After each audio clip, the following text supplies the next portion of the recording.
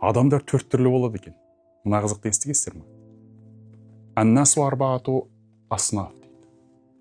Адамдар 4 түрлі. Раджулун я'лам ва я'ламу аннаху я'лам фазака алимун фас'алуху дейді. Бір адамдар бар дейді, олар білімді. Және де өздері қандай қазына білім алғандықтарын өздері біледі. Ол адам білімді адам. Ол адамнан сұрап, қазына білімінен пайдаланып қалыңдар дейді.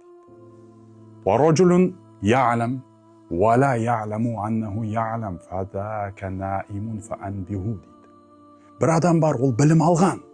Телегей білім алып алған. Бірақ өзі қандай білімге қол жеткізгенін түсінбей жүр әлі, сезіне алмай жүр. Ол адам ұйықтап қалған адам, ол адамды оятып жіберіңдер дейді. Ей бауырым, сен қаншама білім алып алғансың? Білімдіден не пайда? Білімін көпке айтпаса деген қағида бойынша сен адамдарға жеткіз бұны. Сен үйрет, мұғалім бол, ұстаз бол, оқыт, тоқыт, бала тәрбиеле деп, оның анау алған білімін өзі түсінбей тұрған, ұйықтап жүрген санасын оятып жіберу керек. Одан кейін бір топ бар дейді, раджулун ла я'лам ва я'ламу аннаху ла я'лам фазака жахилун фааллимуху дейді. Бір адамдар бар, олар өздері білмейді негізі, білім алмаған. Бірақ білім алмағандар мойындайды, мен білмеймін деп айтады. Ол адам, білімсіз адам, ол адамды үйретуге болады, оны үйретіп қойыңдар дейді.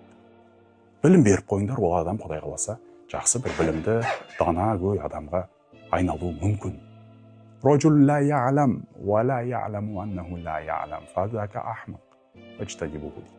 Бір адамдар бар дейді, олар білмейді өздері, оқымаған. Және де білмейтіндіктерін өздері мойындамайды ешқашан. Білімсіз екендігін мойындамайды. Білімдімін деп кеуде қағады. Ол адамдардан сақ болыңдар, ол ондай адамдарды ақымақ деп айтады. Ондай ақымақ адамдардан аулақ жүріңдер. Өйткені сынықтан басқасының барлығы жоқ кетуі мүмкін адамға дейді. Негізі адам кіммен араласады, соның мінезіне өтеді. Сонда қазақта бір керемет сөз бар. Әркім өзінің араласып жүрген ортасының жемісі дейді. Сен егер де жақсы, салиқалы ортамен араласып жүрген болсаң, сол салиқалы ортадан саған жұғатта сенің жемісің салиқалы амалдар болады, салиқалы сөздер болады. Ал сен лас, күнәһар,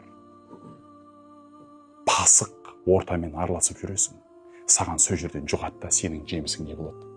Күнә, пасықтық болады. Әр нәрсенің өзінің жемісі бар.